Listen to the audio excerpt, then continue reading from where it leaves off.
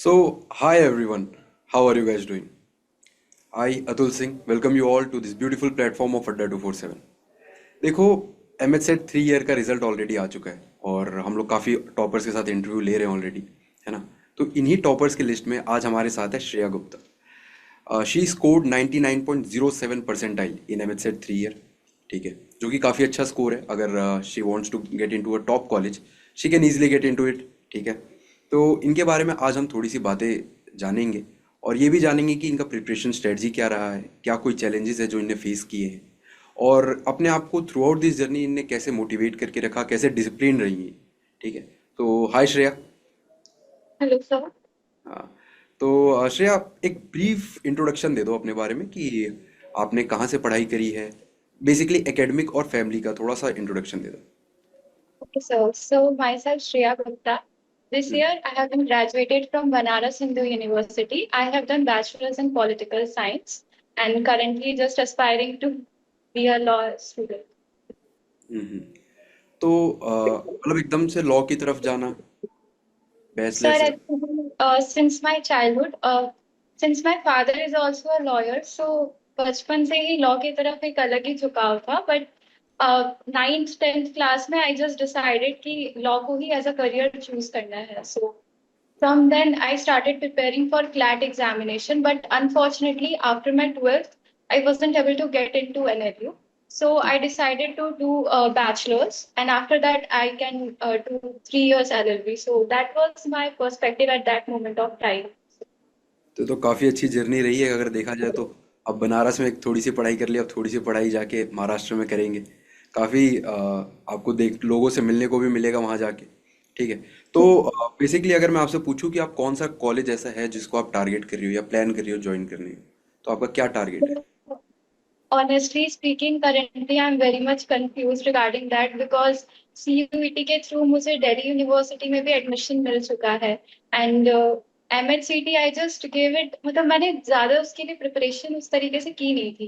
Basically I prepared for CUET and MHCT को मैंने as a backup option रख के रखा था. But now I am little bit confuse कि DU ऑलरेडी मैं ऑप्ट कर चुकी हूँ एंड महाराष्ट्र के थ्रू अगर currently, I'm thinking for DES, Firodia Law College and ILS. विरोधिया और आईएलएस, ओके। Yes, sir. चलो, बहुत अच्छा ऑप्शन है, ठीक है। बट आपको तो ऑलरेडी ड्यू मिल गया है, तो फिर आपको क्या लग रहा है, ड्यू की तरफ जाना चाहिए या महाराष्ट्र में कहीं जाके पढ़ाई करनी चाहिए? So actually, लॉ के करियर में एज पर माई थिंकिंग मुझे कॉर्पोरेट लॉ में ज्यादा इंटरेस्ट है. अच्छा। Since criminal is also good field, but corporate law के लिए आई थिंक MHCT के थ्रू जो कॉलेजेस है they are much better than DU. Because DU में जनरली बच्चे लिटिगेशन या जुडिशियरी के लिए जाते हैं. Right. And litigation is very much struggling since I have seen my father. वो 30 years से प्रैक्टिस करते आ रहे हैं, उनकी गाइडेंस में ही मैंने ज्यादातर प्रिपरेशन की है. So he is like if possible तो कॉर्पोरेट लॉ ही मैं चूज करूंगी. आपका तो मोटिवेटिंग फैक्टर भी बहुत ज़्यादा स्ट्रांग रहा है, देखा जाए तो। अगर फादर 30 ईयर्स बहुत बड़ी बात होती है, ठीक है। इतनी मतलब लोग एक चीज़ को कर नहीं पाते इतने लंबे टाइम तक। तो मैं ये पूछूं कि आपके बड़े भाई बहन या छोटे भाई बहन वो क्या कर रहे हैं, मतलब कौन क्या है? तो मेरे फैमिली में। मेरा एक बड़ा भाई है. So he has done engineering and currently pursuing MBA.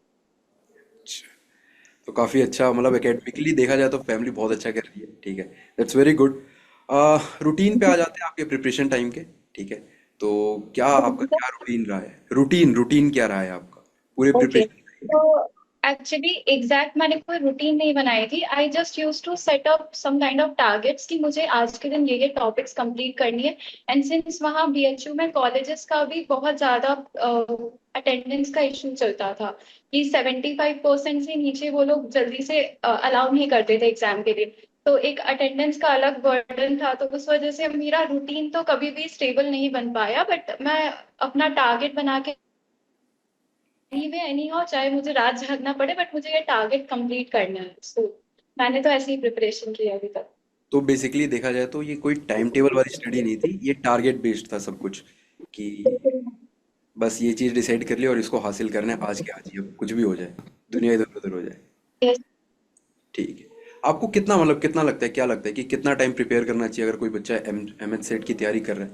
और क्योंकि आपने सीयूईटी पीजीएलएलबी की भी साथ में तैयारी करी है, तो आपको अगर कोई बच्चा दोनों एग्जाम को टारगेट कर रहा है तो उसको कितना करना चाहिए, और कोई बच्चा सिर्फ एमएच सेट की तैयारी कर रहा है तो उसको कितना प्रिपरेशन करना चाहिए, मतलब कितने महीने तक करना चाहिए, कितने महीने में हो जाते हैं usually? So for CUET, I started the preparation from November. So I think अगर किसी को भी CUET का एग्जाम देना है तो नवंबर से ही स्टार्ट कर दे, क्योंकि मार्च तक तो वो लोग एग्जाम कंडक्ट करवा ही लेते हैं। सो इतना टाइम तो लग ही जाएगा। और सबकी अपनी अपनी अलग अलग कैलिबर्स होती है। मेरे अकॉर्डिंग नवंबर से स्टार्ट कर देना चाहिए, क्योंकि करंट अफेयर्स का एक बहुत ही ह्यूज बर्डन रहता है। And hmm. That's why November best रहेगा प्रिपरेशन के लिए, सिंस मैंने जो एक्सपीरियंस किया है। एंड फॉर एमएच सेट मैंने स्पेशली तो उसके लिए कुछ प्रिपेयर नहीं किया। मेरा सीयूईटी का ही जो प्रिपरेशन था वही था। एंड एक्चुअली एमएच सेट की एग्जामिनेशन के टाइम पे मेरे कॉलेज में इंटरनल एग्जाम्स चल रहे थे। सो मैं उस पर बिल्कुल भी ध्यान नहीं दे पाई एमएच सेट के प्रिपरेशन के लिए। I just gave the examination certain way, मैंने उस तरीके से प्रिपरेशन नहीं की थी उसकी। बिल्कुल, तो देखा जाए तो एक तरीके से लोग इतनी तैयारी करने इतने मेहनत कर रहे हैं और आपने ऐसे ही निकाल लिया, बट ऑब्वियसली उसके पीछे मेहनत लगी है। सीयूईटी पीजीएलएलबी में आपने अगर तैयारी करी है तो उसकी मेहनत लगी है। अगर मैं सेक्शन वाइज चलते हैं, ठीक है, सबसे पहले Yes. इंग्लिश की बात करते हैं, तो आपको क्या लगता है इंग्लिश में कैसे प्रिपेयर करना चाहिए, क्या सोर्सेज होने चाहिए? तो इंग्लिश के लिए तो ideally I would say follow Aparna ma'am's video, because मैंने वही फॉलो किया है। उनके सारे जितने भी इंग्लिश के वीडियोस थे, रूट वर्ड से लेकर के ग्रामर ग्रामर तक, I followed everything and it was really commendable. It's really helped me a lot. And अलग से अगर आप देखना चाहें तो गूगल में आपको बहुत सारे सिनोनिम्स एंटोनिम्स बहुत कुछ मिल जाएंगे जो इस एग्जाम से रिलेटेड होंगे। सो मैंने तो वैसे ही प्रिपरेशन किया था। एंड प्रीवियस ईयर्स को ध्यान पे रख के ही प्रिपरेशन करना चाहिए। पहले पीवाईक्यूज लगा लेनी चाहिए and after that they should start the preparation. And for mathematics, उस टाइम पे अमित सर के वीडियोस थे जब मैं सीयूईटी की प्रिपरेशन कर रही थी, तो मैंने उनके वीडियोस को फॉलो किया था। और थोड़ा बहुत जो गवर्नमेंट एग्जाम्स के वीडियोस रहते थे ऑनलाइन, मैंने ज्यादातर प्रिपरेशन यूट्यूब से ही की थी। सो मैंने हम्म। वही सब फॉलो करके किया था। And for reasoning also, so I followed government exams previous years questions such as CGL and CHSL, hmm. like that. और लीगल And sir, लीगल की बात करें तो, yes sir. लीगल रीजनिंग वगैरह की बात करें तो? Sir, legal reasoning मेरी पहले से strong थी, so I didn't follow anything. Actually, I'm also preparing for company secretary CS. अच्छा I have अच्छा। already cleared the foundation level. Currently, I'm an executive. So उसमें भी law रहता ही है. So मेरी preparation उसी से पहले से ही हो रखी थी. और जीन्स में भी है लीगल, तो जीन्स में आपके 30 साल का बहुत ज़्यादा एक्सपीरियंस है आपके पिताजी को। आते हैं मॉक टेस्ट की तरफ बात करते हैं, ठीक है, क्योंकि प्रिपरेशन करने टाइम एक बहुत इंपॉर्टेंट पार्ट प्ले करते हैं अगर मॉक टेस्ट को देखा जाए तो। Yes sir. आपने कितने मॉक टेस्ट दिए? अगर मैं स्पेसिफिकली बात करूं एमएच सेट 3 ईयर के लिए, तो कितने मॉक टेस्ट दिए टोटल? Zero mock test. कोई मॉक टेस्ट नहीं? No sir, I didn't. But CUET PG के लिए जरूर दिए होंगे आपने, तो उसके लिए Yes. कितने दिए? उसके लिए मैंने अराउंड 20 to 25 मॉक टेस्ट दिया था। तो जो भी बच्चे जो भी दर्शक ये देख रहे हैं, मैं पहले तो उनको बता दूं कि ऐसा नहीं है कि आप बिना मॉक टेस्ट दिए चले जाओगे और एमएच सेट निकल जाएगा। वो ऑब्वियसली श्रेया ने पहले प्रिपेयर किया था सीयूईटी पीजी के लिए, ठीक है, और बैक टू बैक जब एग्जाम हुए तो श्रेया ने इजीली क्रैक कर लिया दोनों एग्जाम को, ठीक है, बिकॉज उन्होंने प्रिपरेशन सीयूईटी पीजी की कर रखी थी।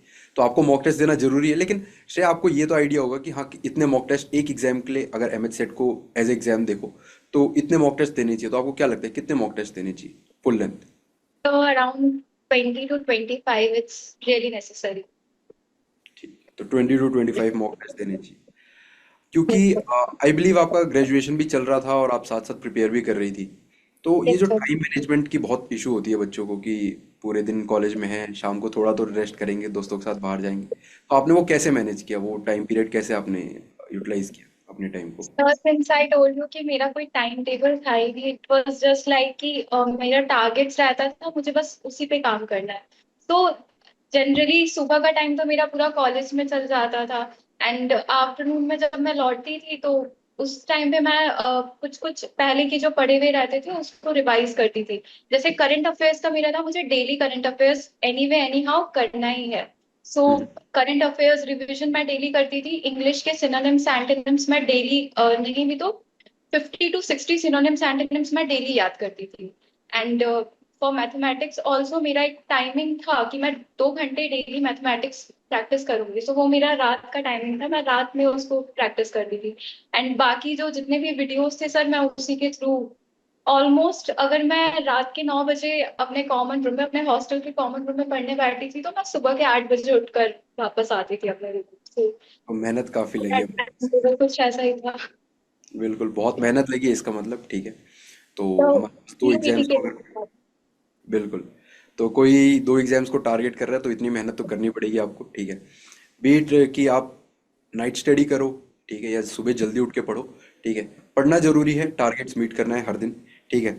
तो कोई ऐसा मिस्टेक जो आपने किया हो, आपको फ्यूचर जो एस्पिरेंट्स हैं हमारे, ठीक है, जो कि आपके जूनियर्स हैं ऑब्वियसली, तो आप अपने जूनियर्स को सजेस्ट करना चाहोगे कि ये गलतियां मत करना, सर रिगार्डिंग प्रिपरेशन और regarding preparation, obviously regarding preparation, क्या?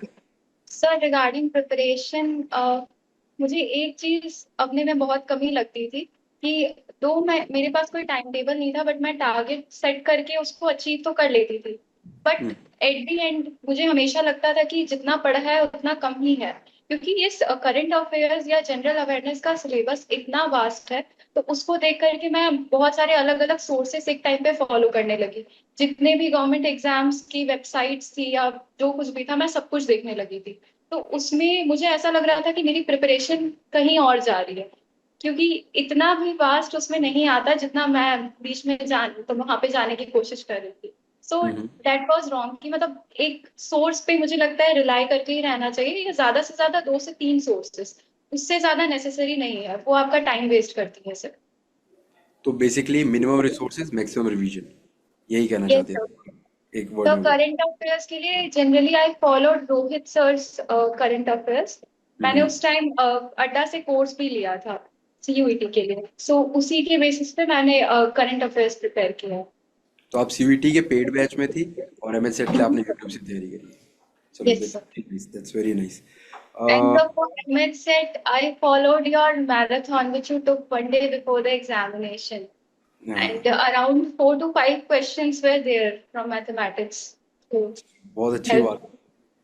अगर हम चले कि आपने दो एग्जाम्स को साथ में प्रिपेयर किया, तो ऐसा भी कुछ था क्या कि आपने एक अलग से मतलब टाइमिंग वगैरह की बनाई होगी कि हाँ ठीक है, मैं कि मार्च या फिर एट मैक्स 1 अप्रैल तक मैं सीयूटी पीजी के लिए पढ़ूंगी, उसके बाद फिर मैं एमएच सेट की तरफ शिफ्ट हो जाऊंगी, ऐसा कुछ आपने प्लान बना रखा, ऐसा कुछ था आपके पास? No, sir, nothing like that. I was like कि CVT का एग्जाम हो चुका है and I'm done with that. अब MH set, actually I was not even sure कि मैं ये एग्जाम दूंगी भी या नहीं. I just filled the form and हम्म। चलो, आगे चलते हैं, ठीक है। और कुछ ऐसी बातें जो अपने फ्यूचर एस्पिरेंट को आप सजेस्ट करोगी, ठीक है। मैं गलतियों की बात नहीं कर रहा, कुछ भी ऐसा हो सकता है जो आपने, हो सकता है अभी रियलाइज किया हो कि मेरे को ये भी कर लेना चाहिए था, ये भी चीजें कर लेनी चाहिए थी कवर। तो कुछ ऐसी बातें हैं जो अपने फ्यूचर एस्पिरेंट्स को, कोई भी मैसेज आप पास ऑन करना चाहो तो। so when I was preparing for this examination, मुझे मेरे सीनियर्स ने कहा था कि करंट अफेयर्स के लिए आपको मार्च से प्रिपरेशन स्टार्ट कर देनी चाहिए, एंड डेली डेली न्यूज़पेपर्स पढ़ो एंड वीडियोस देखो। सो वो उस टाइम तक, जब मैंने नवंबर में बैच खरीदा था, at that time I was in the zero level. मेरा करंट अफेयर्स बिल्कुल भी प्रिपेयर्ड नहीं था। तो मुझे ये चीज बार बार इंफीरियर लगता था कि मैंने तब से लेके अभी तक तो किया नहीं है, एंड मेरे सीनियर्स ने कहा था कि ऐसे प्रिपेयर करो तभी होगा। सो दैट वाज लाइक कि मुझे उस टाइम पे लगता था कि नहीं हो पाएगा, एंड मैंने बहुत लेट प्रिपरेशन स्टार्ट किया ये। लेकिन मैं ये कहना चाहूंगी कि आप प्रिपरेशन कभी भी स्टार्ट करो, चाहे नवंबर, दिसंबर, जनवरी, it doesn't matter at all. It depend करता है कि आपका कैलिबर कैसा है और आप उस पर कितना हार्ड वर्क करके उसको कोप कर पा रहे हो।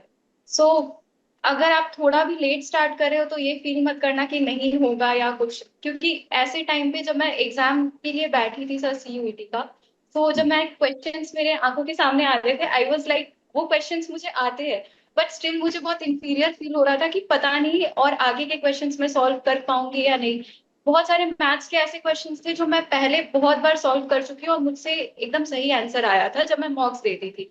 बट एग्जाम के वक्त वो क्वेश्चंस देख करके, दो मैं उसको रफ पेपर में प्रैक्टिस कर रही थी, उसको बनाने की कोशिश कर रही थी, बट कुछ सिली मिस्टेक्स करके मेरे आंसर्स बार बार रॉन्ग आ रहे थे और मैं उसमें अपना टाइम वेस्ट बहुत ज्यादा कर रही थी। सो अगर मैं वो नहीं करती तो मेरा शायद सीयूईटी का स्कोर इससे भी बेटर हो सकता था। बट मैं ये सजेशन सबको देना चाहूंगी। सो बेसिकली अगर मैं छोटे में सारी बातों को समराइज कर दूं तो भाई इतना ध्यान देना कि डिपेंड नहीं करता आपने कब प्रिपरेशन स्टार्ट करी है कब नहीं करी है। मिनिमम रिसोर्सेज रखने हैं, मैक्सिमम रिवीजन करना है और हर दिन पढ़ना है और डेली टारगेट्स हर दिन मीट करना है।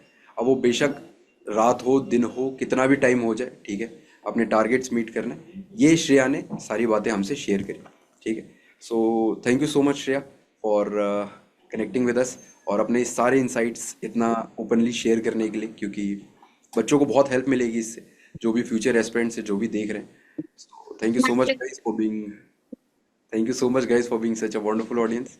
मिलते हैं अगली वीडियो के अंदर। Until then keep grinding keep hustling. जय हिंद।